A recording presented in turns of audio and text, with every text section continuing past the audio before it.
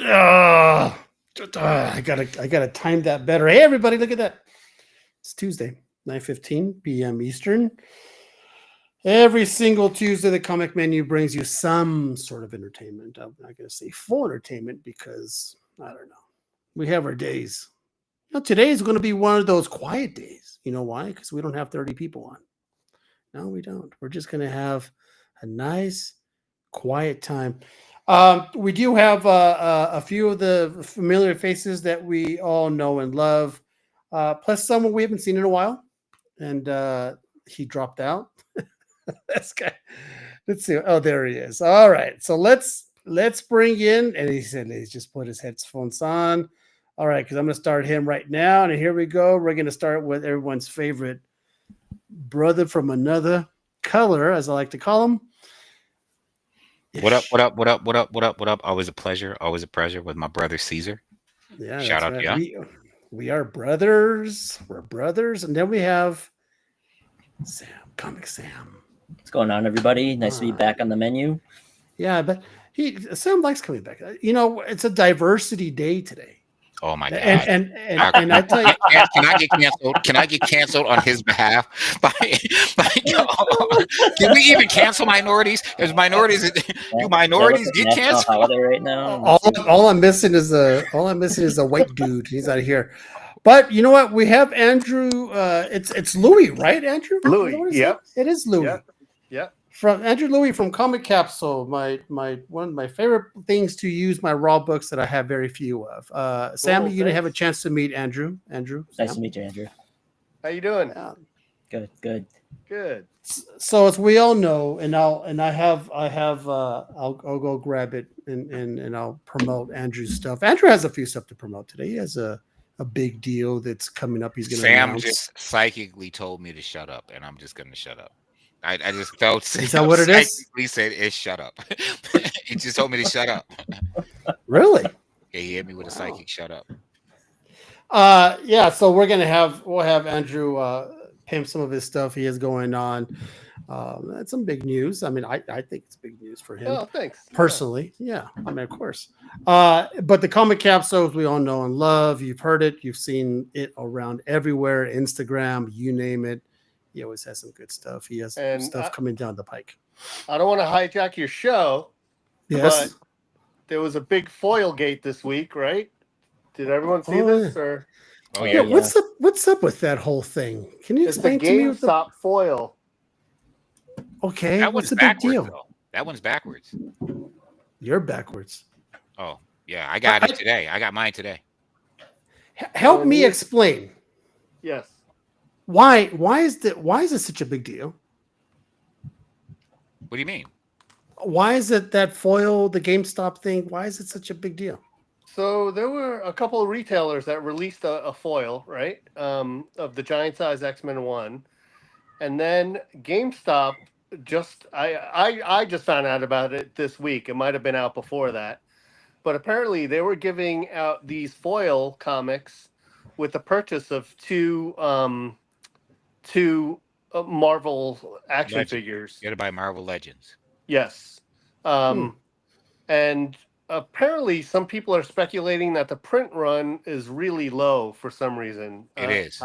It literally is? So here's the thing, right? So I was trying to get a hold of my copy, not for resale or anything like that. I said, let me tell you, I'm a big X-Men guy. And I'm a completionist. Like, I'm stupid when it comes to I need every print, I'm really dumb. So for over a week, I've been calling GameStops to get a hold of this book. And I live in a city where we have at least 8 GameStops in the area. The one closest to me never heard of it. Yeah. So finally, the only one that I called one in the next city over, Sam Chitawaga, and they told me that they got the signage for it, but they didn't actually get the books. And she said to me, it seems like only the big boy stores got it. So I called the Galleria Mall, and they were the only one who got it in. And I'm finding out this is the same way all over the country.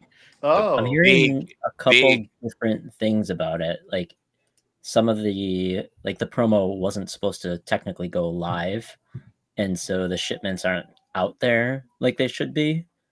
That's why only a couple stores have gotten it, but I haven't Oh. anyone officially at GameStop to actually get the scoop on it. Nor is there like usually when GameStop drops a promo, like their stores and their employees will get all of the details on, okay, here's what it is, here's how many you're getting, here's like just like they would any game promotion, like a free Pokemon card or whatever.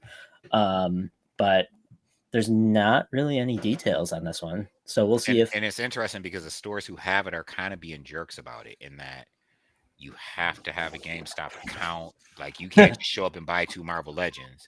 Like you have to have an account registered with it. Yeah, they're really being some type of way about it. A lot of them are collectors as well, but like they're really, really being some type of way.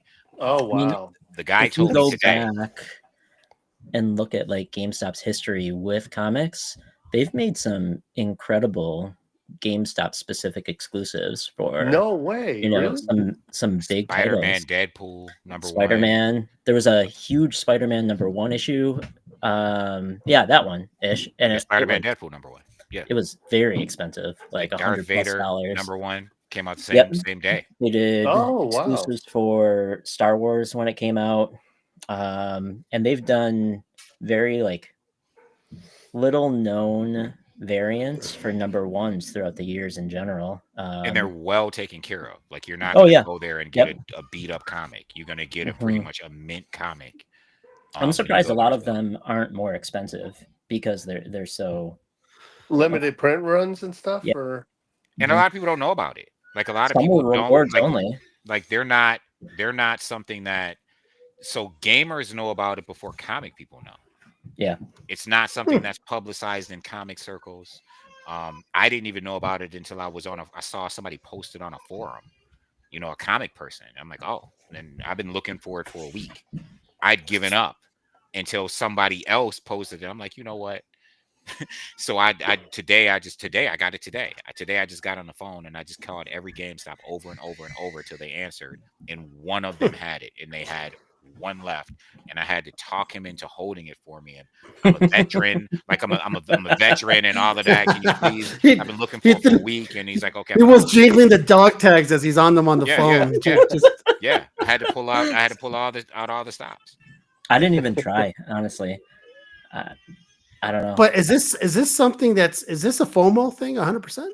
Oh, 100%. 100%. Although it remains to be seen if it is an actual like rare collectible. I mean, for me, I don't even care if it's a collectible. I didn't. No, I for didn't you, care. it's I don't completionist. care either. I was happy to get it. I need it. Yep. Yeah. I need it for my run. Yeah. You need it for your run. Yeah. I don't understand. What do you mean your run? Yes, X-Men run. Every print, every variation, every Toy Biz, every everything. Everything. If it came with a toy, I have it.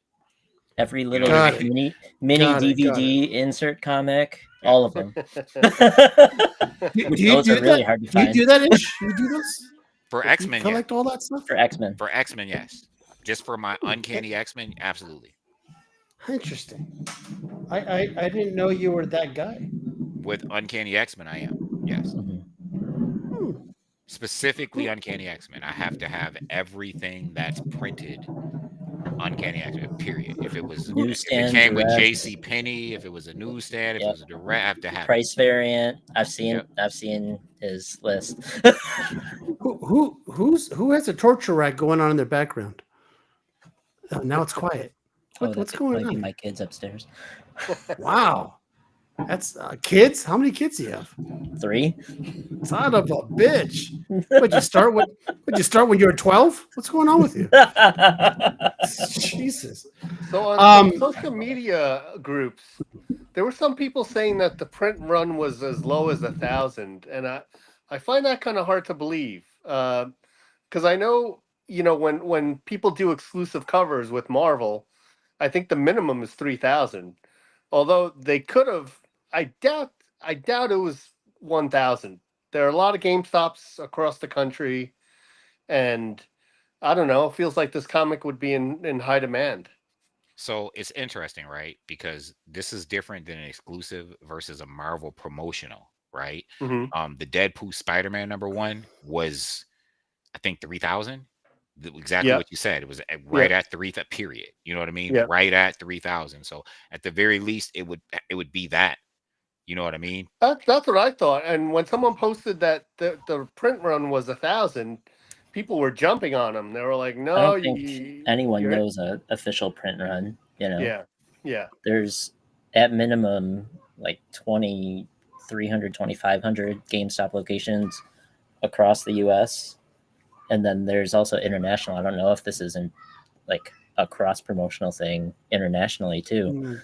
but you know, if stores got a couple copies a piece, or if stores even get any, you know, based on what Ish was saying, you might not see it at all in some locations. Actually, like Ish, I did call around a couple of days ago, and some of the smaller GameStops said that they never get these promotional materials, and that to call some of the bigger stores, That's what I was told today. With more traffic. Why? Some of the smaller ones had Why? never even heard. I talked to the one closest to me, Sam. You know, the one that everyone right near us. They right now have no clue that it exists. Yeah, at all. Same, Period. Same, they have no same. idea it's even a thing. The other one I called said we got the signs for the promotion. We didn't get the materials. So why would some be excluded and some not? Just supply, bigger markets. Market and then supply. Probably goes off of action figure sales because you can track SKU movement, you know, by store. So if they have a ton of Marvel Legends, I'm sorry. you know. I'm sorry. So this one, I must have not caught the parts. This facsimile came with what? You had if to you buy purchased two Marvel Legends figures from GameStop, they would give it to you. Of any kind. As long as they're Marvel Legends. But they're like $20-something a piece. Yeah, So they're pricey. Well, yeah, Marvel Legends. I'm honestly surprised they didn't like coincide it with some kind of like Marvel Legends new series or something. You know, I think the whole promotion is weird in general, unless they're trying to get rid of an insane amount of backstock. It's a stupid promotion if you're targeting comic collectors trying to get them to come in your store because it's only word of mouth from gamers. Like there's, or if you go into you have to go into EB Games and or collectors, you know, right?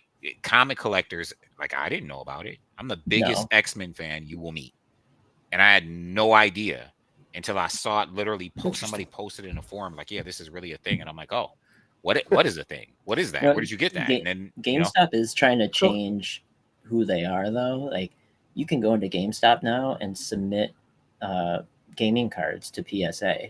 So they're trying to become like a collector haven rather than a game store.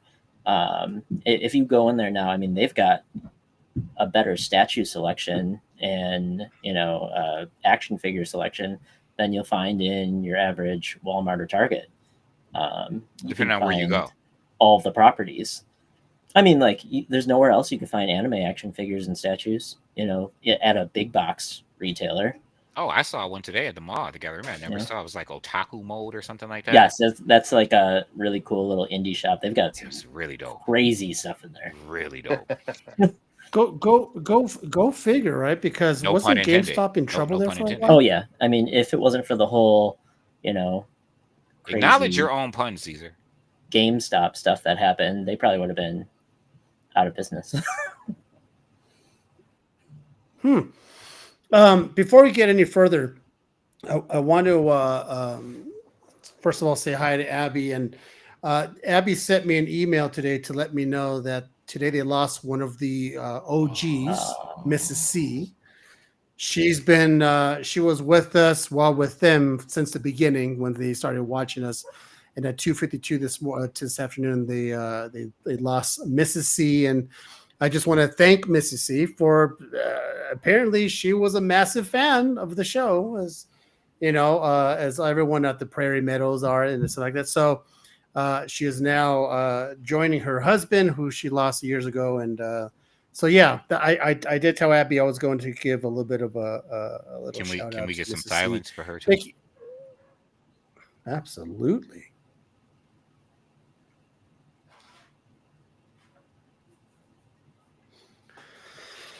Yeah, to Mrs. C. Thank you for all those. God, it's going to be a while now that you guys been joining us. So Thank you, and thank you everybody else who still watches at the Prairie Meadows. You guys are fantastic, and just keep on really watching. 'Cause I know, appreciate y'all. And listen. I just want to yeah, say I'm really honored and privileged that I have an opportunity to at least bring something entertaining that y'all might even consider enjoyable or worth listening to or what have you. It's my honor. Thank you so much.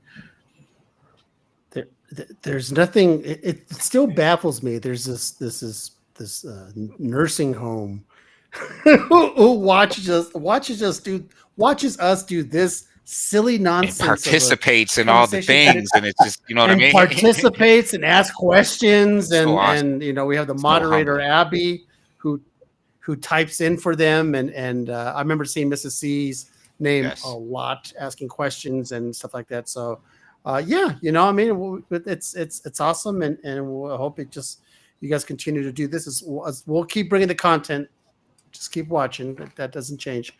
So go figure. So Andrew, which Marvel's Legends did you buy to get that book? Oh, actually, I didn't have to buy it. The woman at the store just handed it to me. She was Bottom. like, What? Bottom. "Yeah." Bottom. Caesar bottom. Hold on. What do you mean handed? Bottom. Did you buy No, something? I walked in. So this is a store that I was literally passing, and I was like, I was on my way to the bank, and Bottom. Like, yo. Bottom. Like, yo. He's still on his way to the bank because he got it for free, and it's selling for like $50. Andrew, you would have been better off in this group if you said, "Oh, I got Magneto, and you look at my wall. I got so Thanos, funny. and no, I'm That not gonna question was lie. out of self-interest, anyways, though, Caesar. I'm not gonna lie. You were like, send those my way. You're not the figure collector. So I went in, and this is a store I had called yesterday, and the kid was like, "Yeah, no, I think we had it, but I don't know where they are now." And I was like, "Oh, okay." And then I went in today because literally it was on my way to the bank. So I stopped in. I was like, "You wouldn't happen to have that X-Men comic, would you?" And she was like, "Yeah." She's like, we have it in the back." And I was like, "She's like, we don't know what to charge for it because there's no barcode on it, and management didn't let us know, what it was." what? Give And me I the was like, bundle. That's what I would have said. "What?" Yeah. I was like, give me that bundle of them.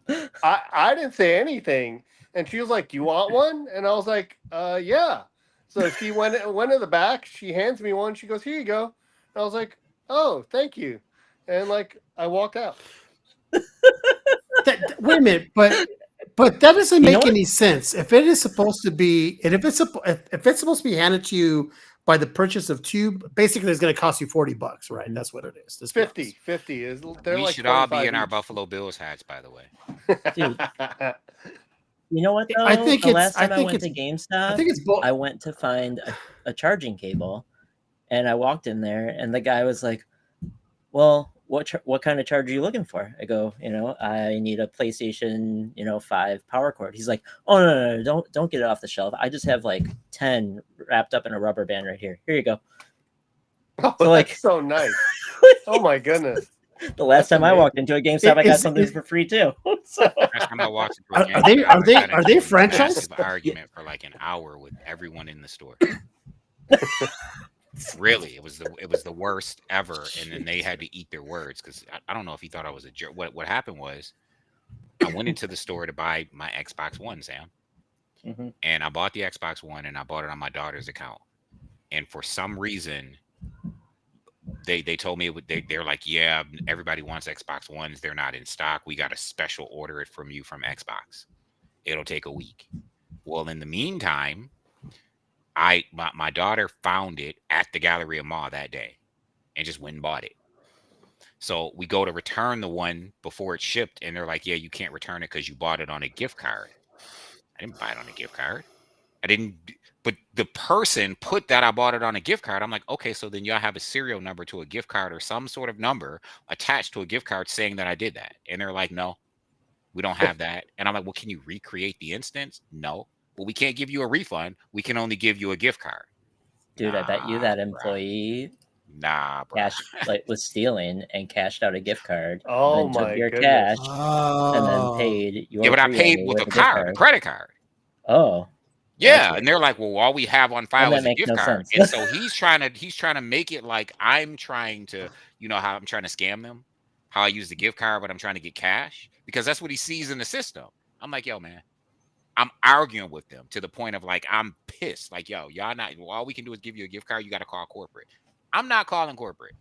I got a receipt and I have a credit card bill. Well, we don't know that your credit card bill. I'm like, yo, I got a receipt and my credit card statement reflects exactly the amount on this receipt. Oh, you have a receipt? I've been telling you I have a receipt. I don't care about nothing that you're telling me other than you gonna give me the refund as per this receipt. And they gave us the refund. But it took me like an hour of arguing with this dude. Like, call corporate. What do you mean call corporate? This is your era. The funny thing is, out of all these years, Issue's finally going to come clean that he did pay what I did. he got. I did. Wait, what figures did you get? I haven't been a thief in a long time. Yeah, Ish, what figures did you get? Captain America, the black one, and I got There's a I black got Captain Mero. America. Boy, you got the obscure ones. Sam Wilson is not obscure. He had a whole movie. No. I'm He had a talking about whole- Miro. I'm talking about Miro. Yo, about like, what are Miro. we doing here? Did you put yourself on the bottom? No, you're right. Like, yo, You know what? I got to be honest. I wasn't even thinking about it. You know what I was thinking? You know, Ish, when you said black one, I thought you meant like the black suit cap, and I'm like, there's a black suit cap. I didn't realize the black one because that's how we presented it. The black one. I'm done. because it was the best one. It was the best toy. So they had like 4 toys, and I was mad. I'm like, yo, they got 4 toys. They're like Cyclops, Mero, Definitely not buying Cyclops.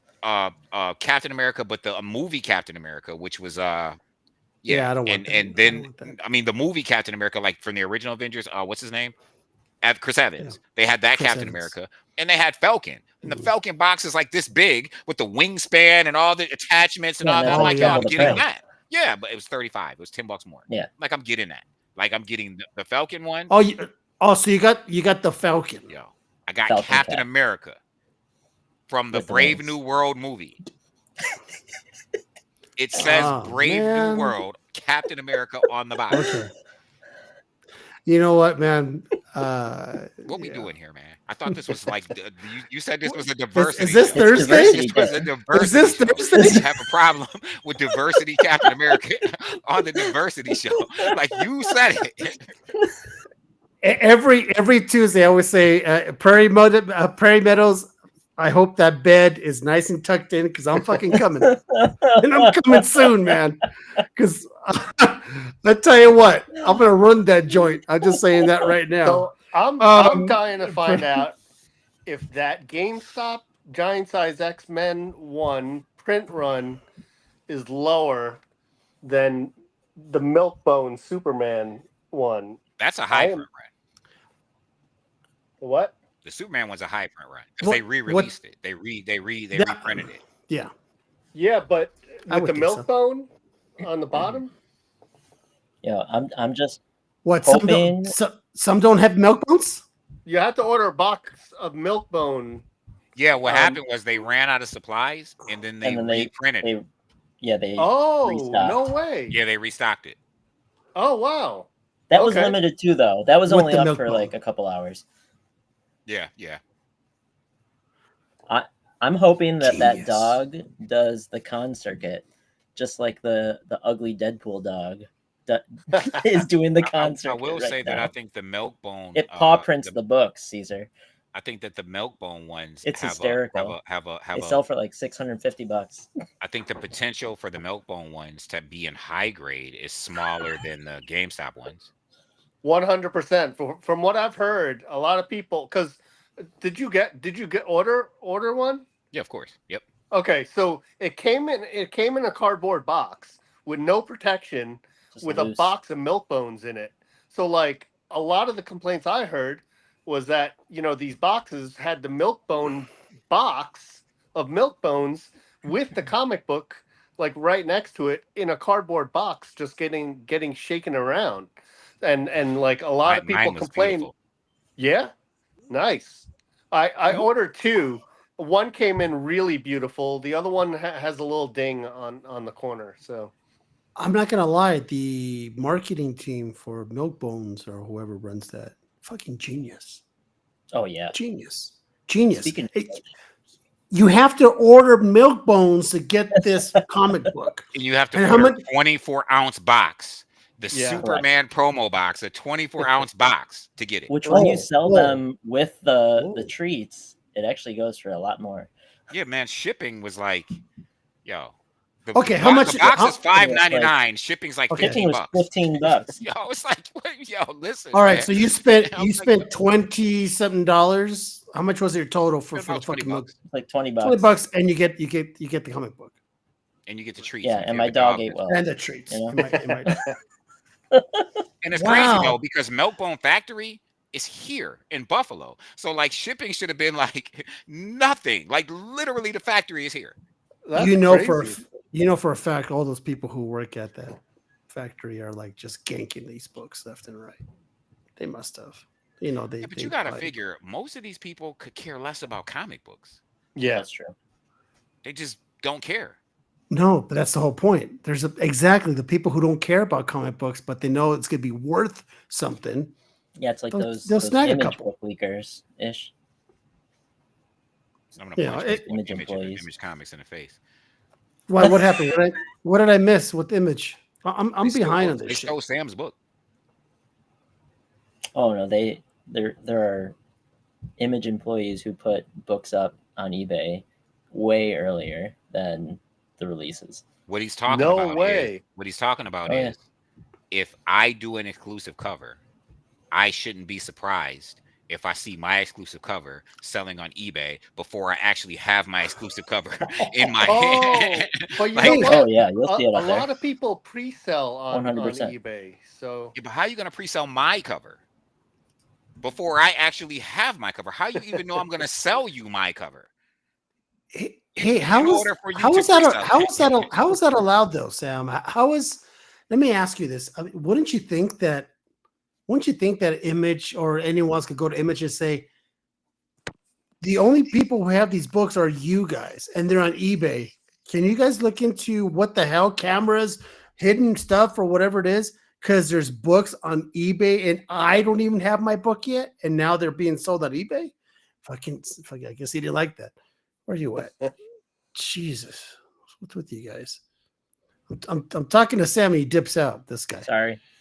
You know, I'm just saying it's kind of weird. I mean, it's like someone has to answer to some kind of shenanigans when you don't even have the book and it's being sold on eBay. Who else would have it? This has happened for years now. Wow, that's Mhm. weird. That makes it even remember worse. when Marvel put people's exclusive covers in their Walmart packs? Oh yeah, yeah, that was interesting. I don't even know if that was Torpedo Marvel. I think Comics that got was. torpedoed. I heard that was Diamond or someone wholesaling off a bunch of backstock I know Torpedo Comics got to torpedoed. the Like all of their company that made the bundles exclusives or something. were in there. That's weird, man. I don't. It's crazy understand. because as a retailer, right? And I'm doing an exclusive cover. So my cost is, just pull the curtains back. My cost is about $1,750, right? So that guarantees me that I'm going to be the only owner, but not according to the contract, but it's implied, but the contract says otherwise, of the 500 copies of a given book that I choose to have produced. And then I can turn around 2 years later and find 200 extra copies distributed in Walmart packs, you know, and it compromises the integrity of the product Yeah. that I'm trying to put out. You know Oh, what I heck mean? yeah. And they just don't care. You know, I'm telling Yeah. people, yo, there's only 500. And in my case, listen, it's a big deal to me. It's a problem to me because if I'm not partnered with somebody on an exclusive, if I'm partnered with somebody, I want to cut that 500 to 300. If I'm doing it by myself, I want to cut that 300 to 200. I mean, that 500 to 200, which means I'm going to destroy those. So I'm eating that cost to see in 2 years, you know what I mean? Someone else dropping another 100 copies. Like, wait a minute. this sucks. It really sucks, and there's like no protection for that. And it's okay. Like, you guys are the big guys, we're the little guys, unless you're not the little guy, but like, we're paying for the idea that there's integrity here, Yeah. and there actually isn't. Interesting. Call the Walmart packs was the best thing ever happened. We need another one of those. Is that? I remember that whole go to Walmart. What'd you get? Go to Walmart. Oh, I got. You know how much some of those books are worth now? Those ones that you found. If you go way back, Caesar. So when what was it 2015, 2016? The big thing was Five Below packs. So when Five Below, I love the Five Below packs. When Five Below wasn't as plentiful as they are now, like they had like a couple hundred store locations or whatever. People were finding Ultimate Fallout 4 1 in 25s in there. Like what? You could get Cloak and I Dagger saw, #1 from I know 80s someone who had like 30 What? Ultimate Fallout 4 1 in 25s. Holy moly! Yep. Yeah, you could get, but the thing is with those packs, I don't know where they were getting. That their wasn't the comics only from. major. You could get things as far back as the 80s, like newsstand. Like, I don't know where they were getting their comics. Well, I think they were sourcing books from all over the place, so it depended on what you can get from a book wholesaler, and then they would just make packs off of that. So, like at one point, you could tell that it was either Diamond or whatever distribution, because there was some heat. Wow. Some crazy ratios in those packs. So some people made out. And the Walmart exclusives aren't like the exclusives for Walmart. Okay, they're probably not going to be worth anything, but if you bought those packs, like some of the things that you were getting, there's some gems. And what I mean by gems is you could get second prints of really hard to find good comic books, not just second prints, newsstand copies in Walmart packs. Like and they were the 1 in 500s in there. I was seeing 1 in 500. No, I'm talking about before they did that. Like prior to that, right? Like the Ghost Spider #1, where you could only get the second print in the Walmart pack. You know what I mean? Like that, you can only get it there. They were Walmart exclusive second print covers. Cool stuff like that, or like the Run the Jewels Black Panther cover, which came out years before, and is a hard to find book. You could open up a Walmart, still like a $35-$40 book. I think you could open up a pack. I got mine in a pack. Which came out years before, because it's just overstock stuff that Marvel didn't care about. They're just getting rid of this stuff. And, here it is, a $30-$40 book at the retailers, at a dealers, you could get in a Walmart pack. Do you guys have every publisher, though, Ish? Like, you on eBay, there's just some sellers who just 99-cent auction, like, every single book that Boom has ever offered. Like, ratios, every single issue for Power Rangers, like it's insane, and they do it every single day. New auctions go up, so backstock exists, and who knows how these publishers or these distributors are getting rid of it. I have a feeling that Kibosh is going to go on that pretty soon because of Penguin reining in Boom properties. So I don't think we're seeing any kind of ratio sales, from a distributor anymore, like Diamond did, where they would offer retailers massive discounts on like overstock ratios. Like Penguin, you're not going to see that at all. What were you going to say, Andrew?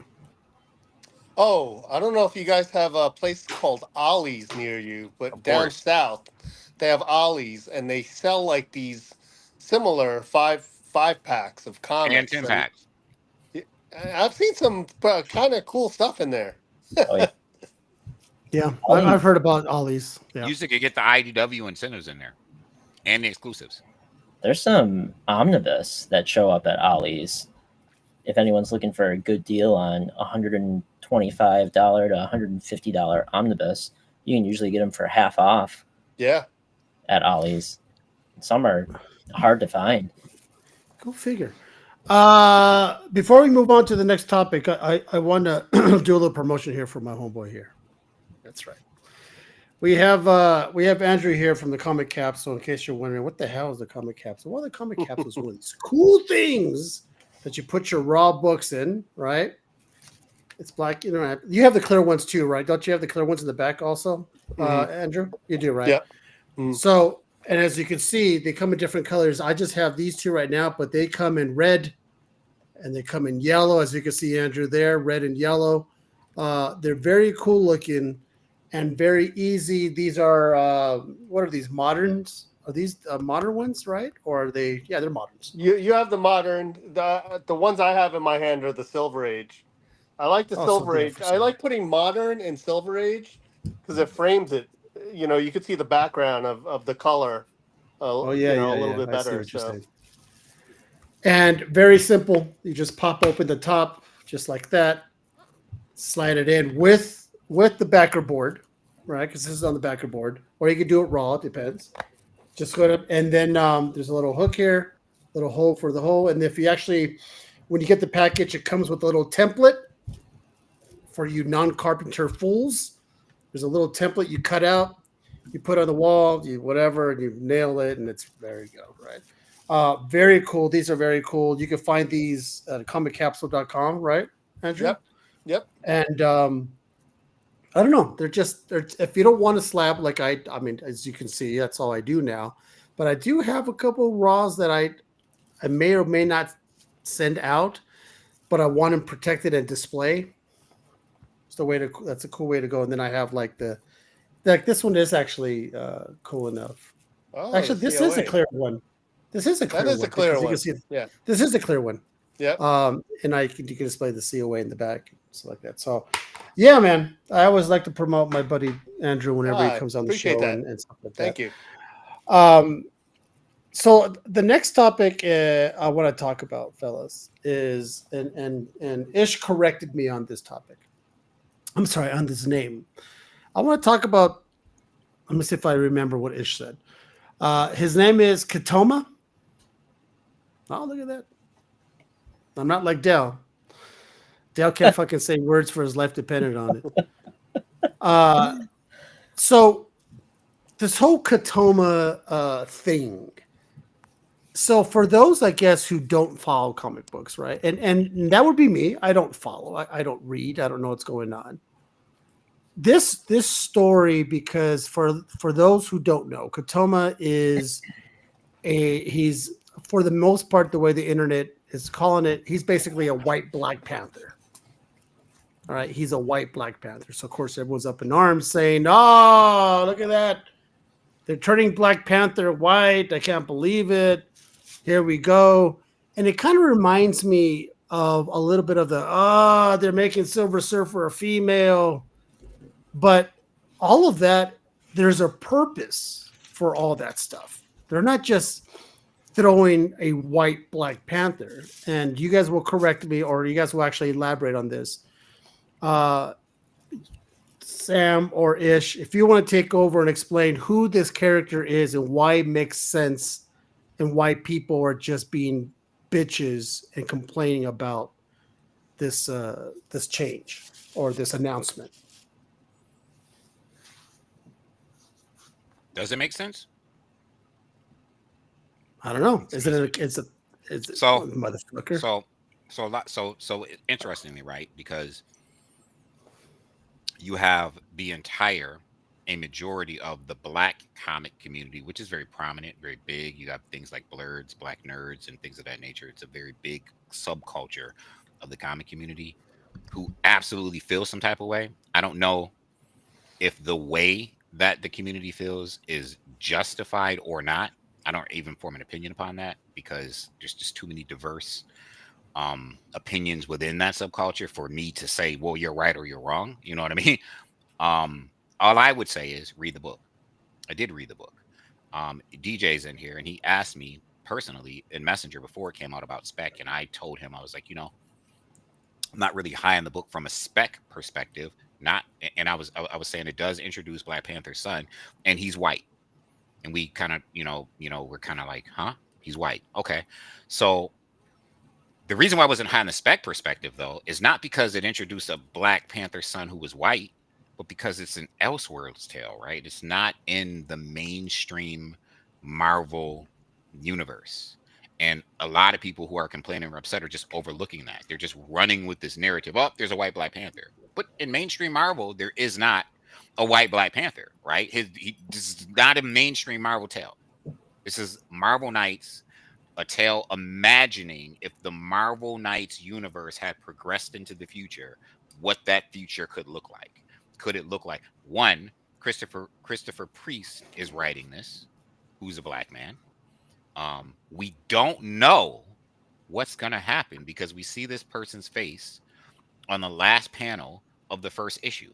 We don't know what led to this. We don't know.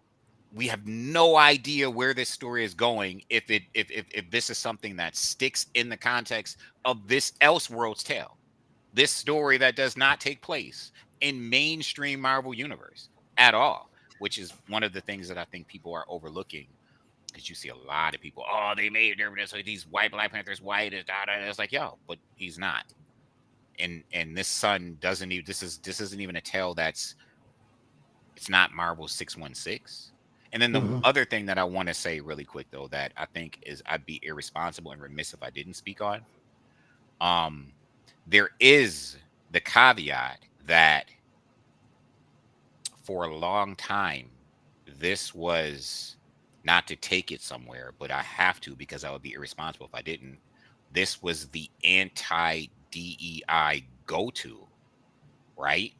Well, you shouldn't change the context or the characters this or that. What if we made Black Panther white?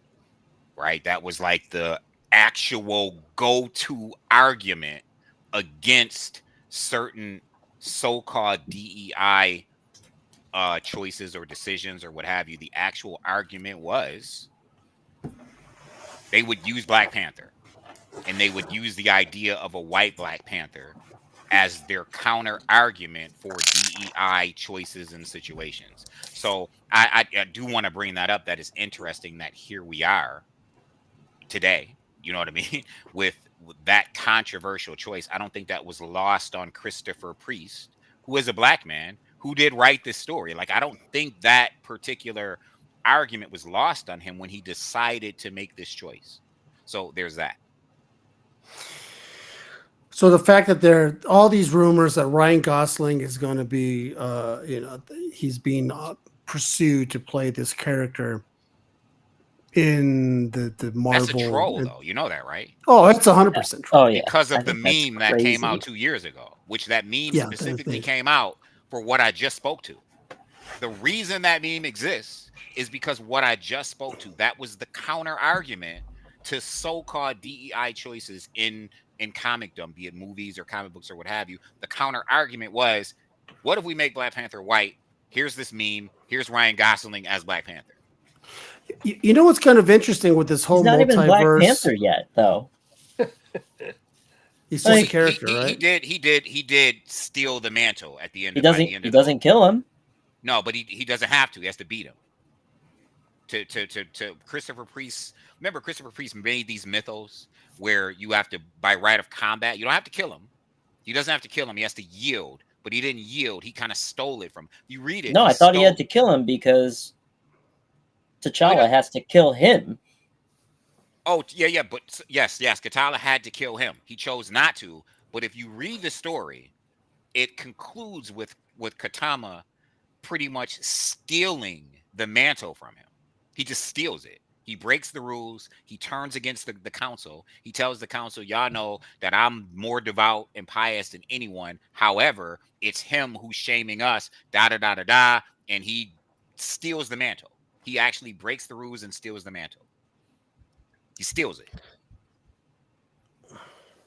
You're not wrong, Sam. He just doesn't go according to the rules. He actually lost and gets back up and fights and beats him with a weapon. And they even say, yo, he gets a chance to recover because you use the weapon. And like, he's like, all man, I see at the end like, of this is just T'Challa laying in water, bleeding from the mouth, and him just saying, I'm king now.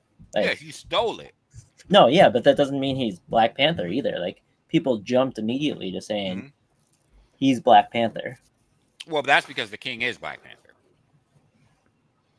That's the Christopher Priest mythos. But I see what you're saying. But the mythos that behind what Christopher Priest created in the Marvel Knights universe and that whole mythos is, that's how But in the beginning, don't hegemony we get T'Challa as an old man on the throne, anyways? Well, he falls sick. Correct. You But fucking it's like nerds. 16 years later. So like, I swear. I don't even know if this kid's gonna do anything. Right. I'm You know? not You don't even know if worthy the to kid be is white. I mean, yeah, I'm America, not worthy. I mean, I'm I not don't know. He looks pretty. yeah, but I mean, he blonde could be hair. mixed. There's plenty of blonde-haired mixed kids.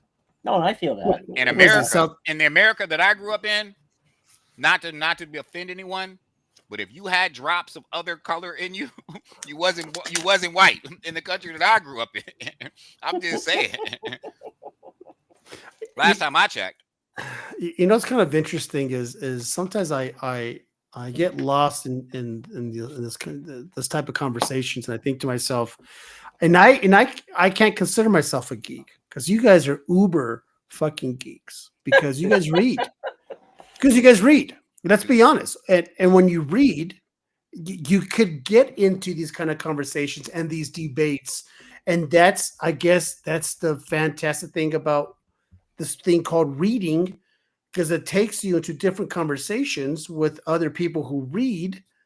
I got to do the air quotes because I barely know this word. Caesar, but you're the only one of us who takes toys, attaches them to slabs, and makes reels of them. Absolutely, you are a geek. like what do you mean? But it's a different type. It's, I guess, a different type of geek, right? Because you guys are readers. You guys are in the mythos, as it's just saying. It's interesting. So let's all right. So let's go into the. Does this even matter? This book, this character. I was about to say that. No, let me ask you. I was going to ask you: is that book too? Okay. Say that again, Sam. Tosin 2.0. Tosin 2.0. No, Tosin's more relevant. Tosin 1 is not his son, but Tosin is more relevant because Tosin is in mainstream Marvel. That's true. But that's true. I'm talking. Let's talk nickels and dimes. Okay, is that book going to be worth anything? It already is. Selling for $20. Okay. Raw. It was up at 30 to 40. Let's go to the future. Let's go. The one per store is 100 plus. 3 months down the road, what's worth more, that or the first Tosin? Tosin has plummeted. But Tosin is worth more. You can get not even dollar wise, like $40. Tosin is worth more. Not the one in 25, which is the one. But Tosin is worth more. Not even dollar wise. Tosin is worth more. Tosin has more value to comics than this character at this point. Only at this point. Oh, I know. This character could come into mainstream Marvel at any point in time down the line. We don't know where this character be dead by issue 2. I just think it's funny how the rumors, like, obviously it was trolling, but it spread like wildfire, and then boom. It makes you wonder if how people don't do any research. I'm just I wonder if people that's what really want. The trolling really rumors out there for every single new comic book day. But it's ridiculous. Pop it on Reddit. Like, I truly don't understand. Well, it comes to show you that people. Let's go a little deeper. So we talked about this in the green room that we live in an era where people bitch and complain. There are a bunch of little bitches who bitch and complain about absolutely anything. And I think a lot of it is either because they don't understand and so they bitch about it, or they're such the purists. They're the ones that comic books are meant to be read, that they're just the angry old men that get off my lawn, water my lawn with rainbow suspenders and yellow shorts and socks and flip-flops. They will complain about, it could be the best thing. 98, but we talked about this endlessly on the show. It's cool to not like something. It's cool to complain. It's cool to never have seen Titanic because you're that 1%er. It's cool that I don't like this and that because, there's always that And they'll one boast person. about it. Yeah, I never watched The Walking Dead. So the fuck what? Everybody else did. Like, you're not cool. Sorry about the profanity. Doesn't make you cool. Who cares? It's true. It's weird. And the thing I've noticed even more that it's getting worse. But it's not just that they don't way understand. worse. It's not just they don't understand. And it's why I was saying it. Like, everybody, listen. If you want to get on social media and you want to make an argument for why this is not Your Little Mermaid, when it wasn't Your Little Mermaid before they did whatever they did to the Little Mermaid, it like wasn't yours anyway, because you're like, you're riding motorcycles and you're 45 and you could give a fuck about a Little Mermaid. Like, you don't even have kids. You don't even got kids. You know what I mean? You don't even got kids and you care about Little Mermaid being black, right? Or whatever it is. You're whatever it is. And you're online bitching about the Little Mermaid. Yeah. That's because people don't have anything better to do also. They don't. It's because on top of it, add that to we have so many options now. Yeah. Oh God. We have so many options now, and so many different ways to access those options that you look at social media, right? And you look at the thing that happens with social media where, think about it. How many people on YouTube make money because they post a clickbait as their title on YouTube, and you click on it, and as soon as you click on it, boom. You know what I mean? And that's social media is clickbait. Like, right now, I could go post something stupid on the Comic Menu podcast and page, and 1,000 people will run with it. Every time Dell posts something from freaking Cosmic Book News, and he's from Buffalo, and I don't want to hate on him, but he's the worst. He's you know who I'm talking about, Sam, Matt from Cosmic Book News, and that, it might as well be We Got This Covered. Like, they post this stuff that isn't true, but everybody runs with it, like really runs with it. And because in the social media era, nobody wants to press any more buttons. They just want to read the meme and form their opinion based upon the meme and based upon what people wrote in the comments. They don't want to press the button that says Google. They don't want to. You know how many people think that Black Panther's now white? Without having done any more, without any kind of homework, done nothing else. Trust. Say you again? don't even know what to believe, though. That's the problem. Who do you believe? Who do you trust? I'll tell you who you not don't to even believe. know what outlets to believe, and that's I'll tell you who not to believe. I used to tell people this. I'm sorry to cut you off, Sam. I just want to say this really quick. I used to tell people this. I'll tell you who not to believe. Don't believe the meme. And I used to tell people this. Memes compel you to be ignorant. They compel you. They play off of the fact they assume that you are ignorant and that they're teaching you something and that you're not going to go any further than the meme. And I used to tell people, memes don't teach. They don't teach.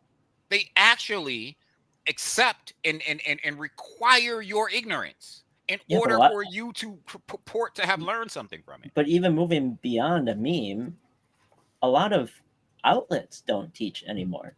It's all speculation and opinion instead of fact. Yeah. And we're seeing that now in the comic book space. So it's just interesting. Back in my day, when the only chance we had to talk shit Sam, or whatever. I'm gonna speak to what you said in a second. Go on. I'm sorry. Whatever. Back in my day, but the only time you can talk shit or do whatever it is or talk about what have you is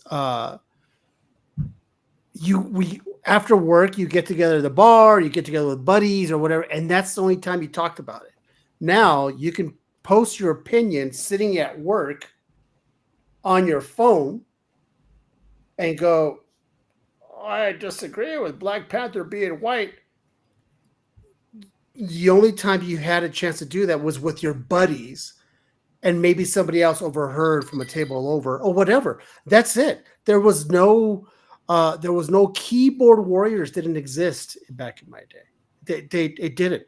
So things took a long time to, as now they call go viral. Back in the old days, oh, word of mouth, small things. They will start out very slow You can because there was. influence the world in 4 seconds. Oh No. my gosh! It's crazy. Well, it's a Yeah. good example. Black Panther's white, and everybody just goes, "What? Black Panther's white? This is ridiculous. This is whatever." Instead of going, "Wait a minute, people, pay attention. All right, just pay attention. Relax. The Silver Surfer's a girl. Relax. She's in the comic books. It's meant to be. She's not going to last. She's not going to be the girl in 616. Fucking relax." She's not, it's not. But people latch on like fucking ticks on the back of a dog, and they want to die on that hill. And when they know the truth, because they have confirmation bias, they ignore the truth. They don't know. And continue to right? proliferate the untruth. That's correct. Like- It drives me up nuts. And now, that being said, so I like to move on to this next topic. Hold on. Before you move on, just give me 1 second. I wanted to speak to something that, and it's very interesting, right? Because Sam was talking, and Sam was absolutely correct. A lot of times you don't know what to believe. I am reading because I happen to have the privilege to do this, and so does Sam actually, because we both have access to this. But I just want you guys to just listen real quick, right? The future of the Marvel Universe is here. The future of the Marvel Universe is here as two of the most visionary creators in comics history show you the world to come. The King of Wakanda is dead, leaving unguarded the world's most advanced technology, most precious metal, and a cryptic vault of dark secrets while triggering global conflicts among Marvel's heroes, villains, and mutants.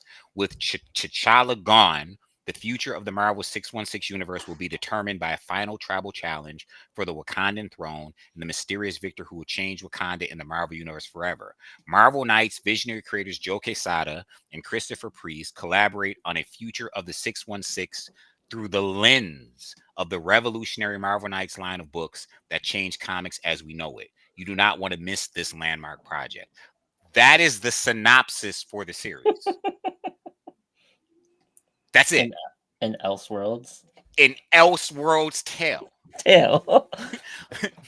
That's the synopsis. So not the mainstream, not 616, not right. This is, and it also tells you that his impact is going to be in the now, like the 16 years later.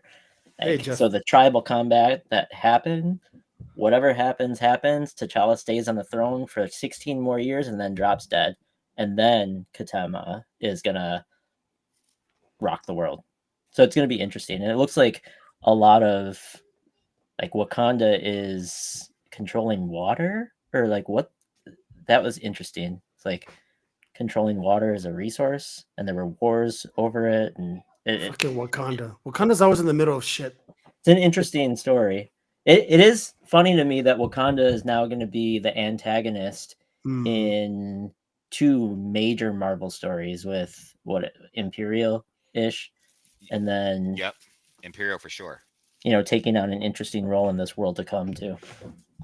I find it. The funny thing is that just like they did Gambit as a fan favorite with the Wolverine, Deadpool, don't be surprised if all of a sudden you see a white Black Panther in the Doomsday version. He pops up and he's white, and it is Ryan Gosling, right? Oh my god, people lose their fucking mind. Fan service is a thing, and then it's a thing. Quick and then they kill him off. That's a they did that with Krasinski, right? With the Fantastic Four.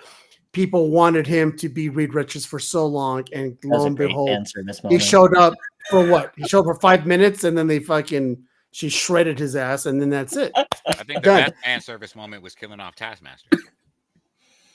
Now that was funny. I'm not gonna lie. They did Taskmaster dirty, and they did that one correct, because there she is right there calling to ask if she could be on the next movie. So the next one I want to talk about, and it is once again that anger, is it's been released that in the Fantastic Four movie that Reed Richards will not be the one who leads the team. No. that it's going to be Sue Storm. And you know what? Say And, it and ain't this, so. this is the funny thing. Say it ain't Is that so.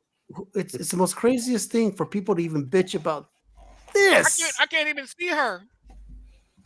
John Stupid. Cena, Batista in Guardians of the Galaxy, and now Sue Storm. I can't even see her. All right. So, this is the thing. I'm giving you a chance to finish your fucking Cheetos. What the hell you're eating, Ish? Damn. Listen, is it even worth it? Can y'all see me? Is it worth it? Is this even a conversation? Because people are making this a conversation. I don't understand why. Is it because Reed Richards is known as he's the head of the Fantastic Four? That's true. None of those people even read Fantastic Four. But let me ask you a question though. Or know much about the team. Which Sue Storm has been the leader of multiple times. And is more of a leader of the family in general than Reed. Yes. Reed is the brain. Reed is doing his own thing. Yes. Yep. Reed is Reed's always creating cool stuff. Exactly. Researching the next thing, pushing the boundaries of, He's not very much of a leader. No. Or even a stable person. Correct. She's always unstable. been the heart of the team. So it just makes sense anyways. Well, you got to think about it, right? And this is why the reason why I love the way Hickman wrote them, right? Because you have to really think about it. This is, and I remember when I worked at the hospital, I worked with a man who very closely next to a guy, Dr. Bennett, who was a brain surgeon, who also scored number 3 on his LSATs. And he was a very awkward person because he was smarter than everybody around him in every room he walked in at all times. Mm-hmm. He didn't have really great people skills. I mean, patients, we would have to tell patients like, yo, you're dealing with the best doctor available, because they would want him removed from their service because he didn't have people skills. He would tell you, yo, if you don't do this, this is what's going to happen. You're going to die. He told a patient once, he was like, yo, if you don't do this, you're going to be discharged from here and you will be admitted into a cemetery. And he didn't this is very awkward. And this is Reed Richards. Very not people skillish, really doesn't know how to interact with people, very awkward. Almost like not this guy who just becomes the Maverick man and leads the team. Almost like Asperger's. Yes.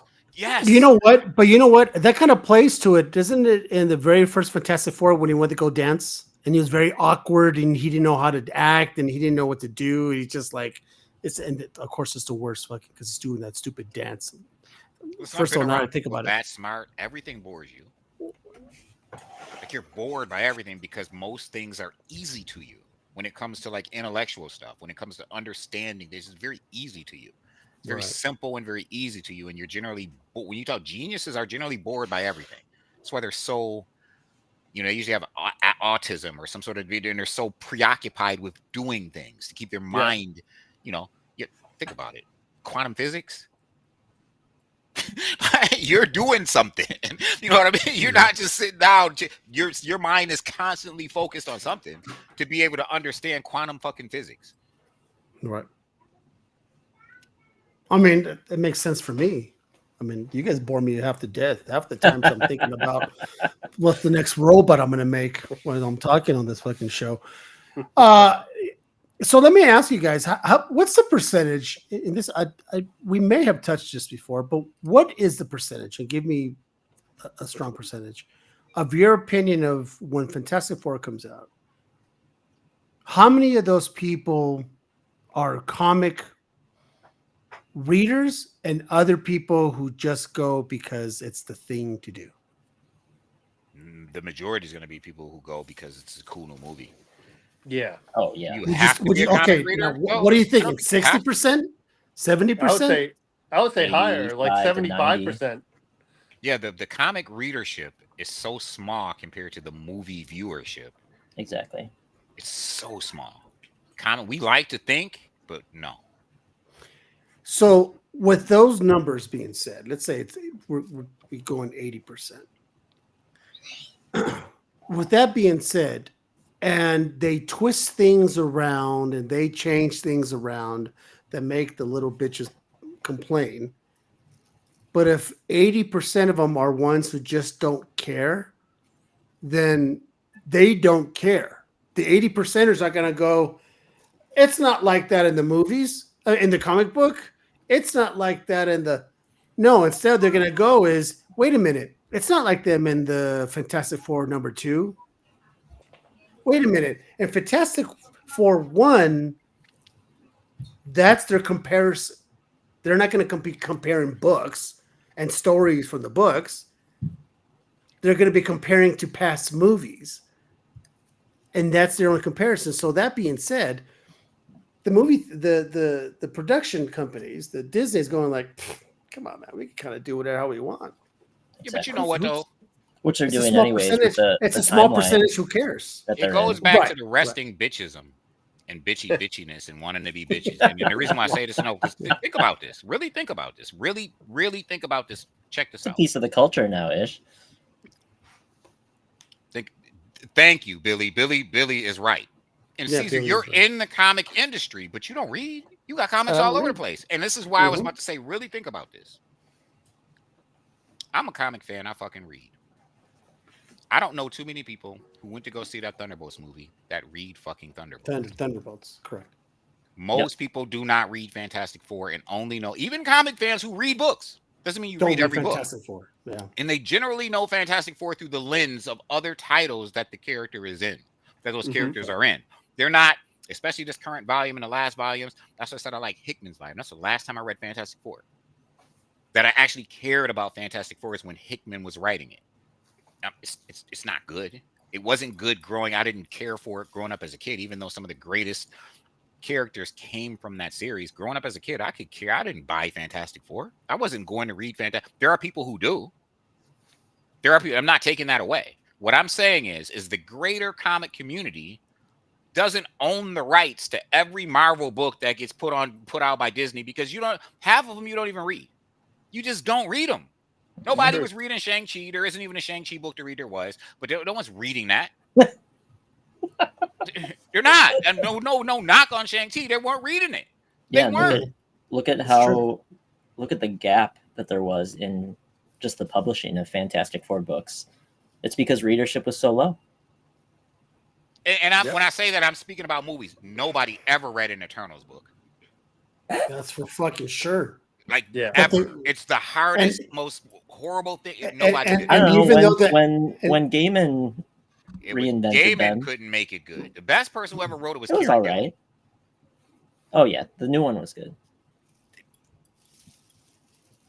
And the thing is that as much as that movie quote unquote bombed, it still made a shitload of money. Oh yeah. For a movie made from the Eternals comic book. And you just nailed it, Ish. Who the fuck is reading the Eternals? No, you know, people Nobody. said, not my Eternals, not my Ajax. Oh, here's more DEI. They made Ajax. Listen, this is where DEI wins today. Guardians. This is where DEI wins today. If Nobody you read have to make Guardians. Ajax, Selma Hayek to get people to pay attention to a Marvel movie that nobody was paying, no one was going to pay it. No one read the comic anyway. You never read the comic. This Silver Surfer stuff pisses me off. What Silver Surfer book? Silver Surfer book just came out today. There wasn't and it's great too, actually. There wasn't a Silver Surfer book yesterday. The reason why there wasn't a Silver Surfer book yesterday, because all these people mad and screaming, not my Silver Surfer, wasn't going to the comic shop buying Silver Surfer. So thus, there is no Silver Surfer book. And they may not have been buying it because maybe the book was terrible. That could be the case. The creative team might have sucked. They could have phoned it in. But whatever the case is, if y'all was buying it and spending your money, Silver Surfer would be on the shelf. It would be on legacy number 1000. Mm-hmm. There you go. But it's not. It would be it would be ASM type run, right? It would be that I'm looking for that Silver Surfer number 455 to finish my run. no one is talking about I'm looking to finish my Silver Surfer run. That first run, yes. That very first run. Because it's so short. And it's iconic. Listen. I mean, 1, 2. I had number 2, but 1, 2, 3, 4. Well, 4 is one of the Is top 5 or 10. It's iconic. Covers of all time. Yep. Yeah. Right. But one is iconic.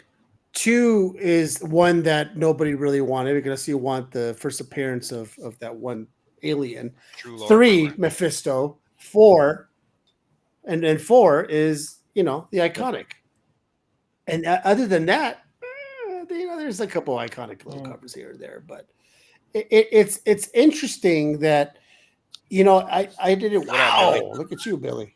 Billy popped in looking gangster, boy. Like, yo. Yeah. Billy's the chef look. But it's true. It's so true, and we've done this before. Nobody was reading Guardians, made oodles of money. Nobody was reading Eternals, that still fucking made money. Nobody was reading Thunderbolts, and it made money. And if he ever does The Authority, that's gonna fucking make money. James Gunn. So it doesn't matter. It doesn't matter what people read. It's going to make money, man, because it's something to go do. It's a new superhero movie. It's a new DC. It's a new Marvel, whatever it is. People are going to go and watch it. And that's just the way it's going to be. So all the fucking nerds that still freak out because, like you said, my favorite line now, I'm going to make a shirt of it that says, that's not my, and I'm going to leave it blank. Yeah, because that's what it is. Yeah. And it's not my Silver Surfer. It speaks to the bitchiness that people. It's willful bitchiness because Guardians of the Galaxy is a perfect example. They gave you, first of all, they changed so many things about the characters, and nobody showed up and was like, "Not my Mantis," even though Mantis is so fucking OP, or "Not my Drax," because that is no Drax that anybody ever saw in comics. That version of Drax has never appeared in a comic book. Ever appeared in a comic book. Ever. Right? Nobody showed up and was like, "Not my Drax," when they nerfed him and turned him into a comedy act. Like that. Star-Lord also was not like that. Right. Mantis. Well, so hold on really quick. Then they give you a whole nother superhero team in this movie. They give you Michelle Yeoh twice. Nobody even was none. They gave her a Shang-Chi. They gave you her in. No one was even none the wiser. They at all. Sylvester Stallone showed. Nobody knew. They're oblivious. Completely oblivious. Nobody cared that they nerfed the Elders of the Universe.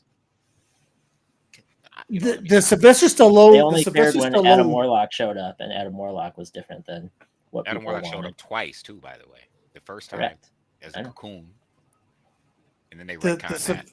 The Sylvester Stallone group was the closest you're going to get to the original group. Yes, and that was the other super. Yes, and the funny thing is that unless people point that out, they don't have the slightest idea that's what it is. I show people by Guardians of the Galaxy #1 by Marvel's Superhero Presents 18. I go, that's Olgard.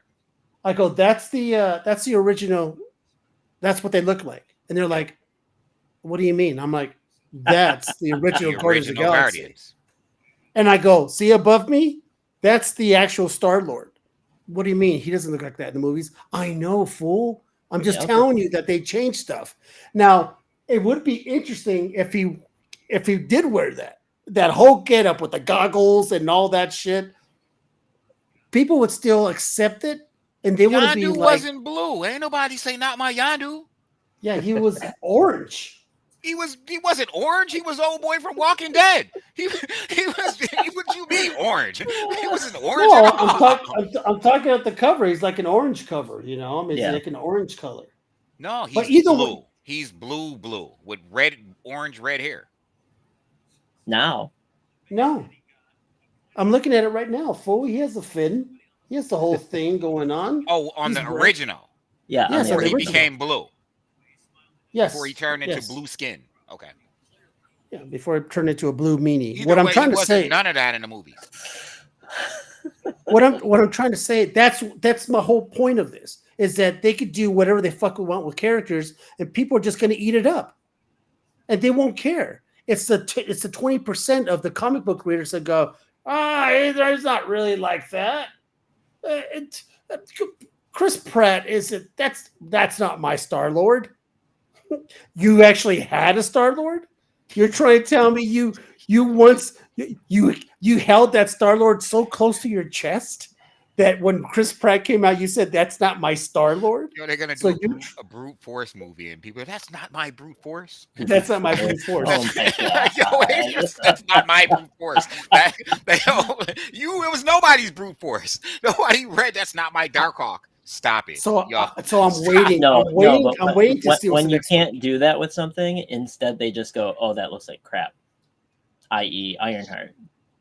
Right. Which that trailer to me, the trailer I just watched, you know, it left me with this feeling of I'm watching a movie trailer, not a television show trailer. I'm watching the trailer for a movie. That's what it felt like, and I was excited. I'm on the fence. I thought the trailer looked great. Yeah, man. Me too. I don't know. I'm on the fence, and I don't know. I guess I'm just gonna have to watch it. But then again, it just didn't grab me. It just didn't. I don't know. It just didn't do a thing. It just maybe because she left a bad taste in my mouth from Wakanda. For some reason, I just didn't like her character in Wakanda. I just wasn't. It didn't make me want to watch and go, God, I can't wait till they come out with that series after seeing her in Wakanda. I don't know. It just didn't leave it now. But the hardest thing in the world is going to be is me to convince my wife to fucking watch it with me. That's going to be harder than making Galactus look real. For me to convince my wife to go, hey, you want to watch this? Because I know what's going to happen. I show her that trailer. She's going to go, I'm not going to watch that shit. So I'm like, I guess I'm not going to watch that shit either. But the trailer is really good. I'm excited. What do you what do you think of the Hood? Because people are shitting Hood, on the Hood. People are already shitting on the Hood. People, I bet you people, people don't even know the Hood. That's not my Hood. Name. I mean, I know why. That's not my Hood. Hood. I know why. It's not my Hood. It isn't their Hood. They're not from that Hood. I'm from the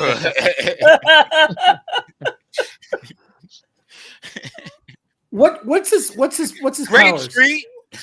What's his powers? The Hood. He's a magician, a wizard, a low-level magic user, and he's a dopest con artist.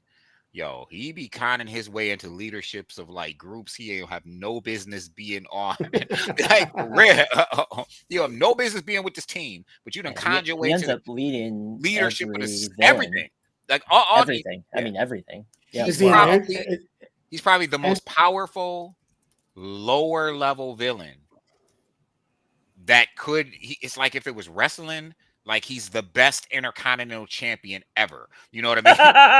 like the best. You know what I mean? Like the greatest intercontinental champion ever.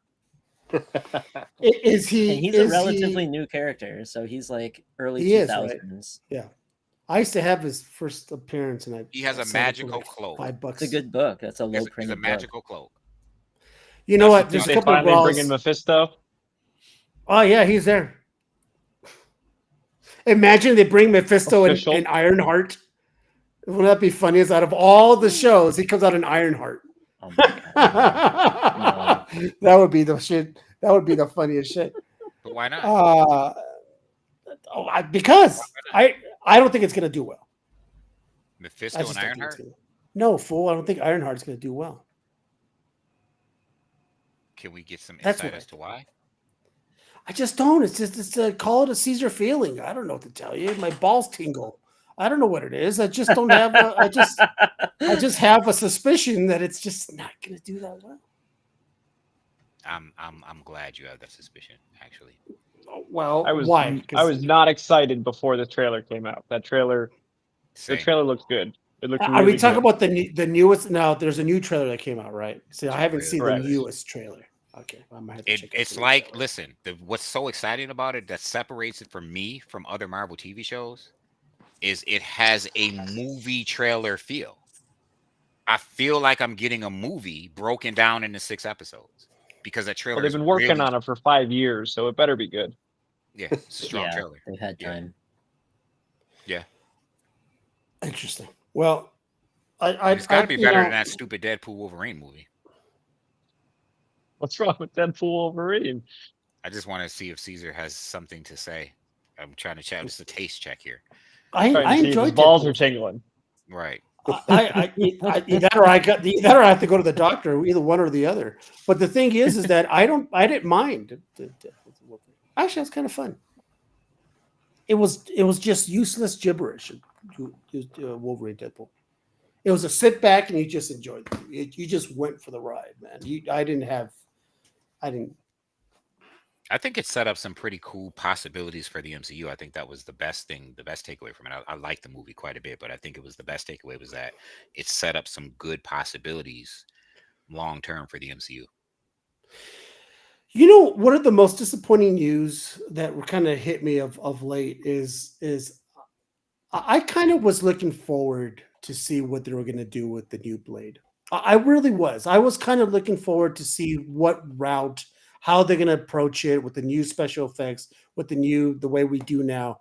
I was really curious to see him as Blade. Aren't we still going to get it? No, they got canceled. They completely squashed it. They completely scrapped? Yeah, they just scrapped it. Oh. And this is my thing.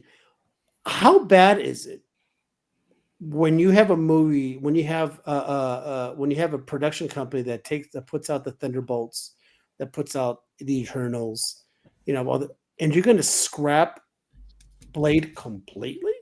Now, is that a lot of no one could follow Wesley Snipes?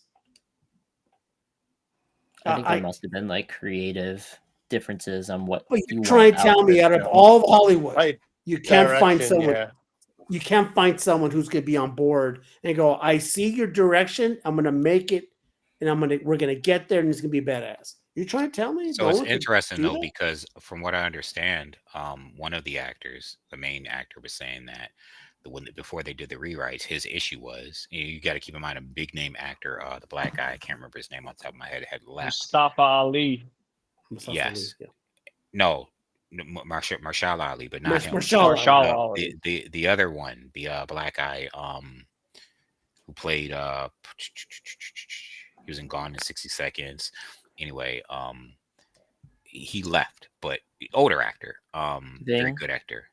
No, not him. Very good actor.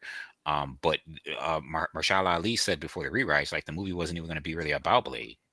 Right, it was going to be about some other people, and he was just the vehicle for it. Here's the thing, for me, I was out on Blade. I was out on the concept of Blade when they introduced the Black Knight into the mythos. I don't have a problem with the Black Knight. I just don't see a Blade movie being a Blade movie and in the vein that it needs to be in with the Black Knight in it. To me, it's something that has to now be campy.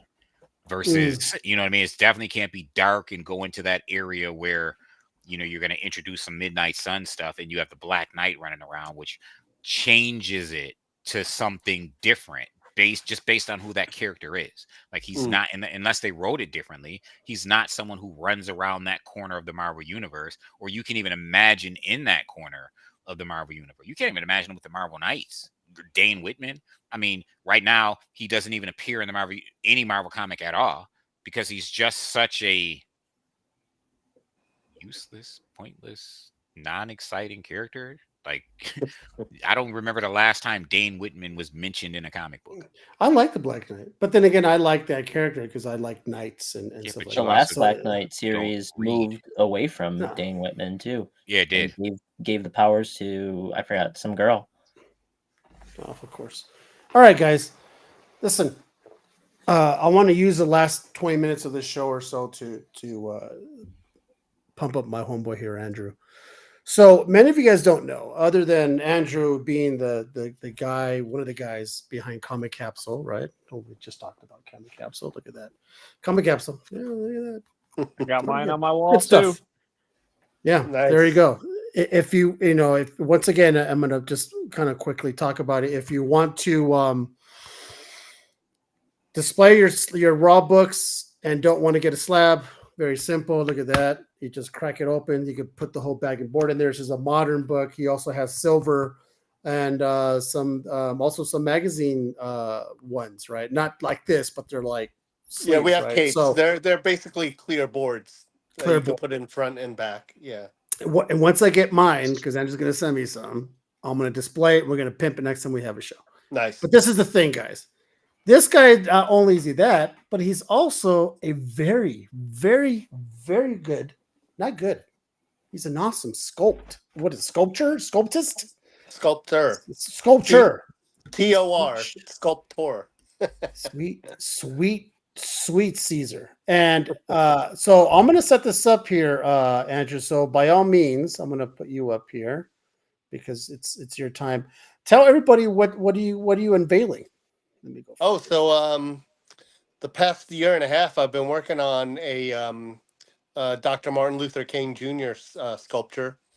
He's going to be going down into a Martin Luther King Jr. Park down in Winter Park, Florida. So along with the statue, we are doing granite walls and granite seating and a granite plinth that he's going to stand on. So there you see the part of the installation with the gray granite benches and the black granite plinth in the middle that Dr. King is going to stand on. And those are one of the 4 walls with Dr. King quotes on the outside. And on the inside of the bigger walls, you don't have a picture of it, are the names of families that were displaced by eminent domain in that particular park. There's a drone footage of the park from the lake. You can see the tiering.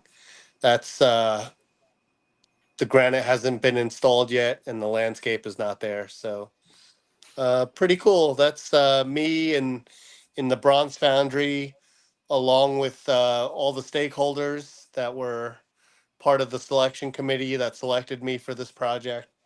Just a really cool thing to happen. That's I gotta tell you guys, that's and I was Incredible.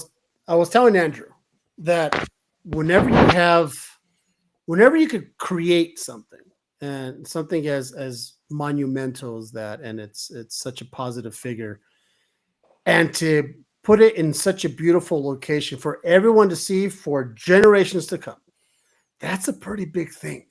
Yeah, it's pretty neat. It's super cool. It's something you can hang your hat on, because it's one thing, like, for example, Sam and Ish, you guys do exclusives and say, that book was mine, I put the yeah, this guy has a stat. Yeah, hold my beer. Well, I got a statue, and I don't think. No, let's be honest, Andrew. It really is. It's an accomplishment. It's someone's acknowledging your artistry, and they chose you to say, "I would like for you to build this." Yeah, and it's a huge honor. So yeah. What is it? What's it made out of? Completely. It's made out of bronze. It's all bronze. Yep, he's going to be 1,200 pounds of pure bronze. Wow. Yeah, and the granite that weighed 20,000 pounds. That was 20,000 pounds of granite. That makes up that installation. And how long did it take you to build? We've been working on it. Or you're talking the whole installation, or just the sculpture? Just the sculpture. The sculpture took about 8 months.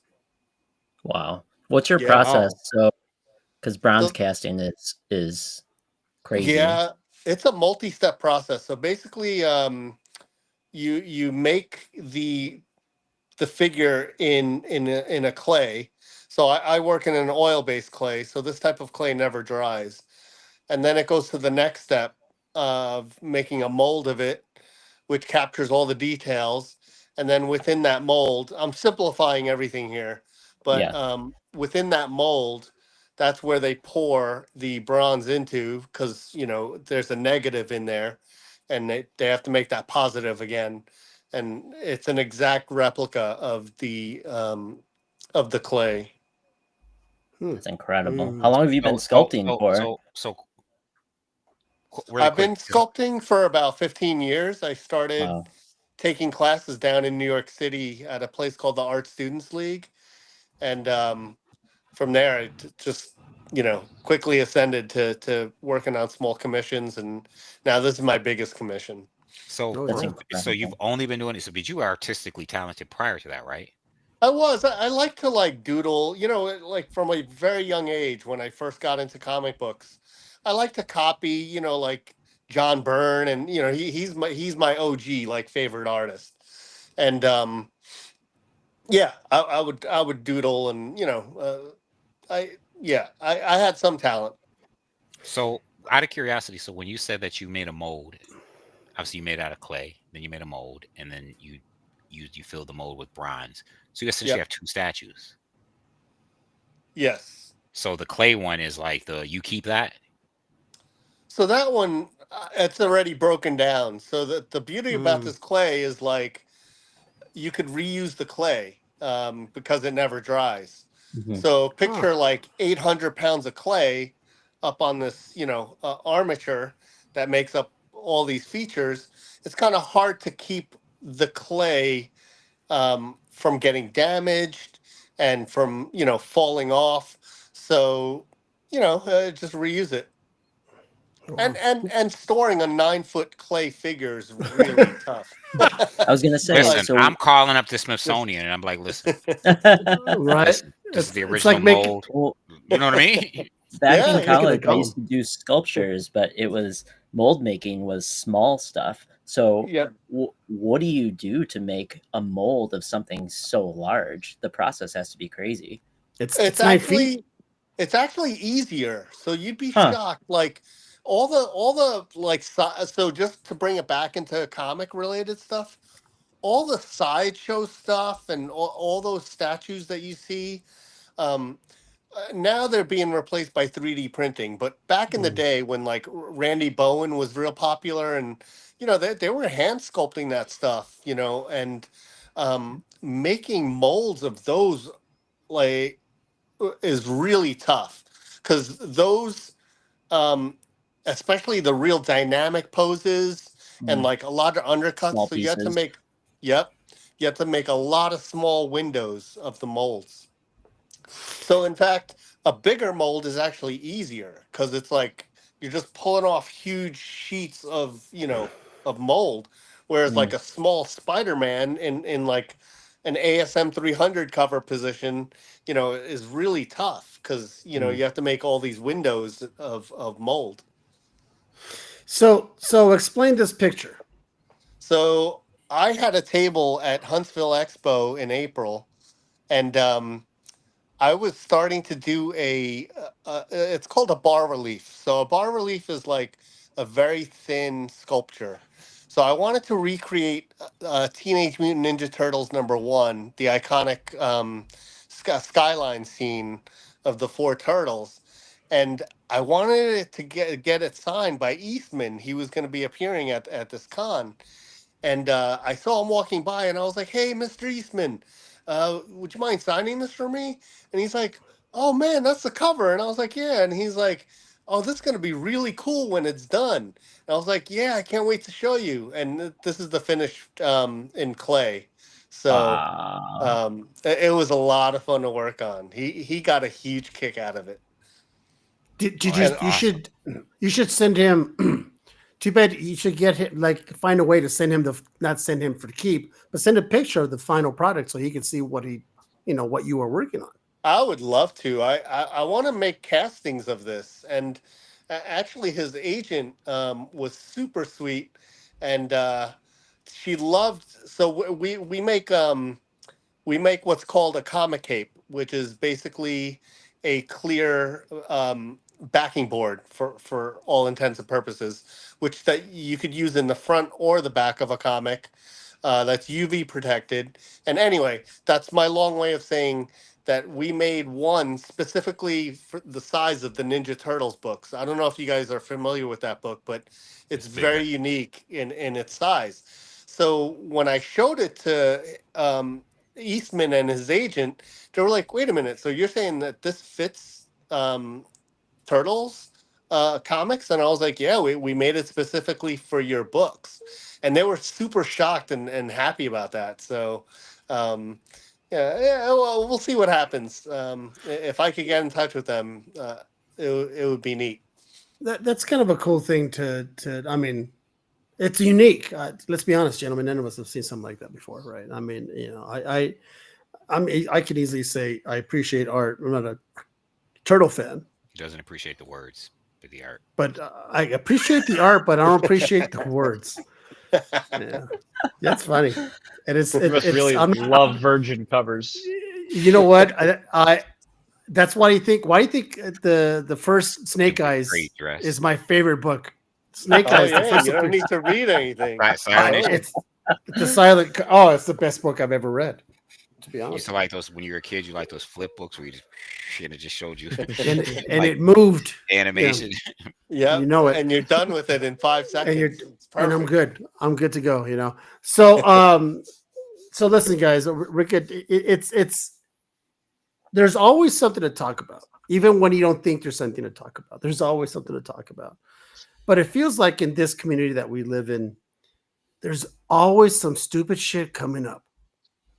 Always. Well, we love the drama. We love the drama, right? Well, let's be honest. We like to talk shit about the drama. I was about to say we love to talk about the we like to talk. We don't really get involved. You have the people. You have the people that love creating the drama, and then you have the people that love talking about the drama. So yeah, it is so true. Good night, Abby, and everybody. Too. Good night, Abby. Love you, all you guys. Thank you so much. It's true. It's so true. And this is the reason why I think this show works, and it's been going on now for a while. And this is the reason why because I bring in people who know shit about comics, and there's people like me who don't read comics. So there's a different perspective that I bring of somebody who's, I'm going to say, the majority of people out there.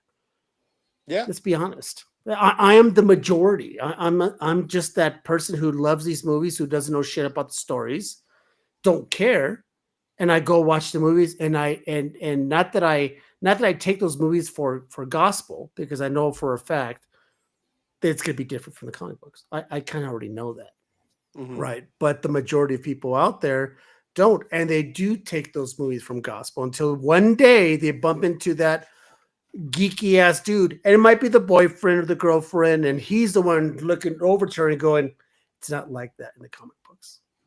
And it's not just like that. It's not just comic books. You go to the movies and go someone who read all the Harry Potter books. It's not like that in the Harry Potter books. It's not like that in the Hunger Games. It's not like that in the Chronicles of Narnia. It's not. You name it. It's that sense of entitlement and ownership, though. You grow out of it. I was that person years ago, but I grew out of that because I realized, like, yo, I'm the minority. In all cases, if I read the book and I love the book, I'm the minority. And what I should be happy about is that 100,000 people, 200, 300, 400,000 people are exposed to something that I loved. So now it's getting this exposure, and maybe I can get more of it.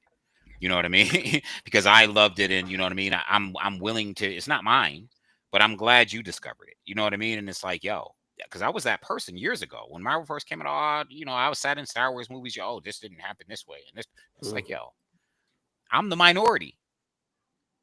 Literally, I'm the minority. Your window for this character is going to be part 1 of this movie, part 2 of this movie, part 3 of this movie. I could tell you all about the comic book. You ain't going to get it. Like, you're not about to become a collector. Would you want to see that movie, though? If it was a 1-for-1 of the comic book, of the book that you're reading, if it was exactly the same, wouldn't that kind of take away from the purpose of enjoying that movie? That's a good point. I like the fact that there's different stories. I love the Infinity Gauntlet run. I'm a huge Thanos fan. It's my favorite comic run. If they made that movie 1-for-1, panel for panel, it'd be weird as fuck, because that movie the comic books are strange. They're out there, they're different, and it would take away from the suspense of enjoying that film. I completely, you have a point, because doesn't in the comic book, doesn't Nebula like kill Thanos? Yeah, like this? Yeah, she takes the gauntlet, she snaps and all. It wouldn't work in theatrical movies. That's what I'm saying. Now imagine if that happened, where Nebula gets this big old gauntlet and snaps, and I mean. Here you have across 4 or 5 films, because They didn't do exactly traditionally comic stuff. And I always say this, and I'm going to continue to say it, and people don't have to agree. The most compelling story that we get across at least 5 films is Nebula's story. Like I agree. one of the most compelling stories in the entire MCU. If you watched Guardians of the Galaxy, her time where she pops up in Avengers, you get this entire story where you watch this character's whole process from villain to tragic villain, right? To kind of a hero to, going, she goes through it all. And you get, to me, out of everything that's done in the MCU, they told the best story with Nebula, and like on the low, quietly, she just got the best story to me. Made me very much. I went back and bought Nebula's first appearances and as many appearances as I could find comic wise, and I'm a comic guy because of the way the films treated that character. Interesting. So they had that reverse effect on you. Yeah, where you really didn't care too much for. I mean, she was just a character. You see the way she was portrayed in the movie, and it made you kind of fall in love with that character. Well, you got so now you want everything to do with it. You have a bar for comparison because you look at what they did with the Hulk, and they told us that what they did with the Hulk was because Universal owns the rights to the Hulk, that they tried to give us a Hulk movie across every one of his appearances in the MCU. They tried to give us his story, and it was terrible. In Nebula, they didn't try to do that. It just happened organically, and it's great. You know what I mean? With Loki. Like, this great story. It's kind of interesting because I always tell people that, and this brings to your point, Billy, that Lord of the Rings. I'm a huge Lord of the Rings fan, so people say, "It's not the book is better." Well, of course, the book is okay, huh? But hold on. Well, people who read Lord of the Rings, yeah, but I'm like, scholars who say that the movies don't read the books. They will literally tell you. This is what I'm trying to say is that if you were to do exactly like the book, the fucking movie would be 7 hours long and a shitload of singing. Mm-hmm. Right. Well, think about maybe one of the most accurate, like, book to film, Watchmen, and they still couldn't stick exactly to it directly. A giant monster or whatever in the city it wouldn't have worked. V for Vendetta, yeah, that's another one. I think the only one that actually worked and they didn't really stick to it was Sin City, and it worked. But they made some deviations, but they did. That's one of the few that's very close shot by shot. Yeah, and it's funny. Those are because we did that show. That's 3 of my top 5 movies of all time or comic books and it's interesting because it's so gritty, it's so real. It's not, well, back in the day it was Fox and it wasn't Disney, it was, but there's a reason why Sin City worked, and especially maybe because when it came out, if Sin City was to come out now, would it work? It wouldn't work if they didn't do that special of that. If they didn't do the effect that they used for that film, and it was just a straight shot movie, it wouldn't have worked. Because the second one sucked balls. The second one was awful. Oh, it was god awful. So bad. It was. I almost forgot about it. I mean, as a matter of fact, until recently, I forgot about they made a second one. and I saw. I think I rented it or whatever it was, and I was like, oh my gosh, this is horrible, right? But the reason why it worked, and you're right, Ish, the reason why it worked is the way they shot it. It was unique. I've never seen anything like that before. Just like 300 was unique. Oh my God, 300 is my number one. Oh yeah, that was amazing. 300 for me, and there you go. Now is 300 almost just like the book? Did you guys read 300? Yes. Close to it? Yes. But the thing about 300 is, and again, great movie, right? But if you evaluate 300 for exactly what it is, the story isn't very strong. It's one battle, right? That they draw out and write a story around. It's literally one battle. That's true. They lose. You know what I mean? So yeah, and it is. Okay. It really is. Like they literally take one battle where these guys force themselves into a crevice and fight. Yeah. You know what I mean? And then they play a story out around that, but it's, comic wise, it was what, 3 issues? 5. Okay, 5. I actually just picked up a run of it. Did you? Yeah. Nice. You know what the funny thing is about that is that once again, didn't like the second one. Cared less about the I second. didn't hate it. There was a second one? Yeah, There you go. There I was. didn't even know. The there was the battle of It Thermopylae. wasn't Oh, it wasn't a yeah. direct sequel though. It took place at the exact same time, right? Like, Yeah, it was going on during sort Yeah. of. It's It like was a it was Navy. it was the Navy version of right.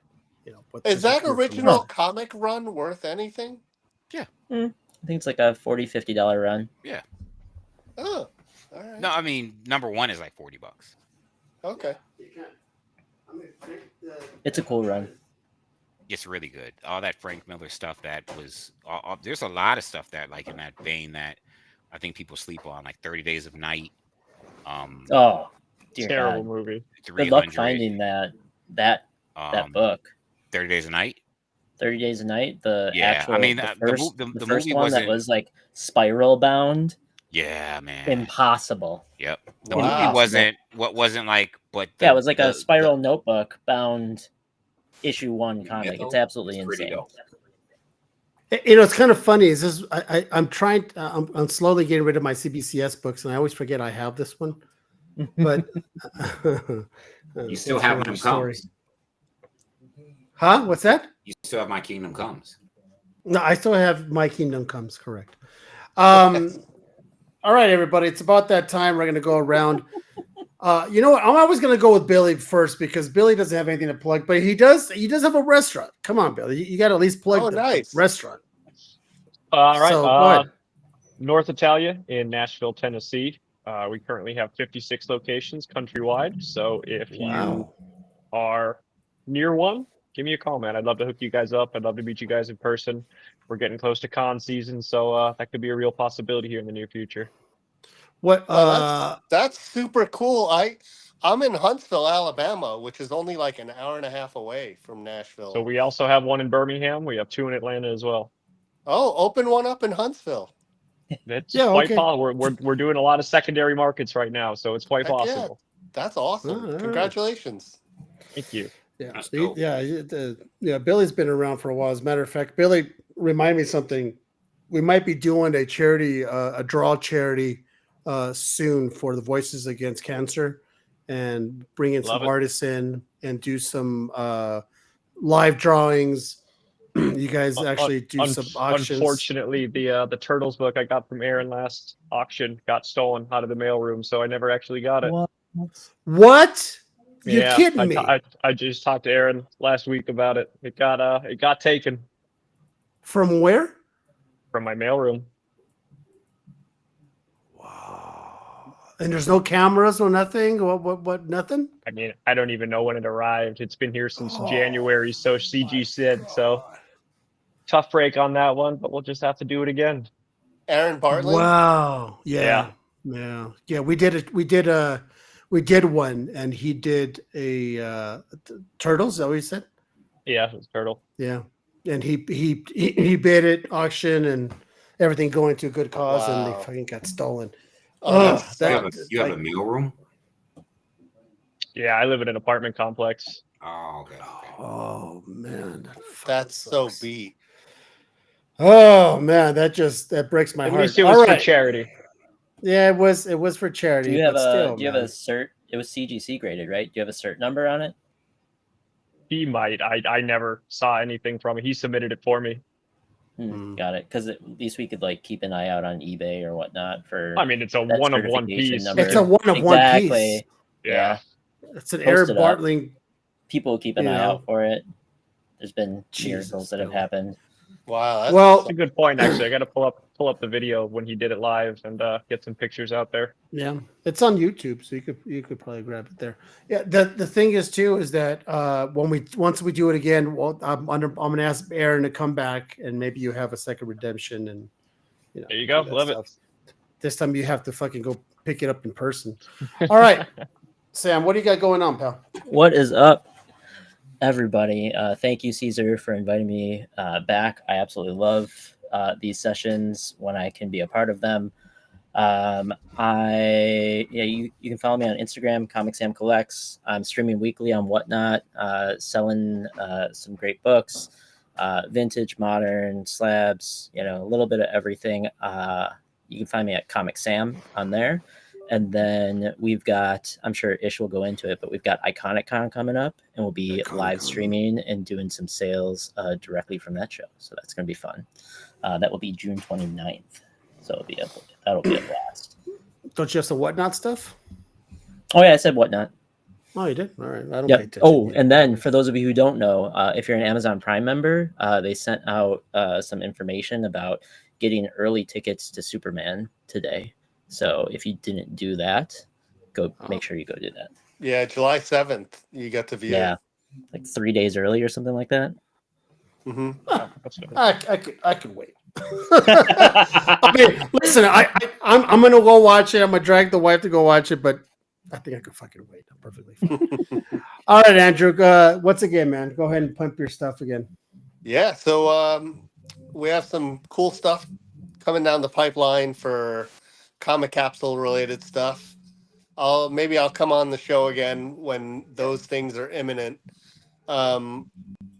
The unveiling for Dr. King, if anyone's going to be in the Orlando area, is going to be July 12th.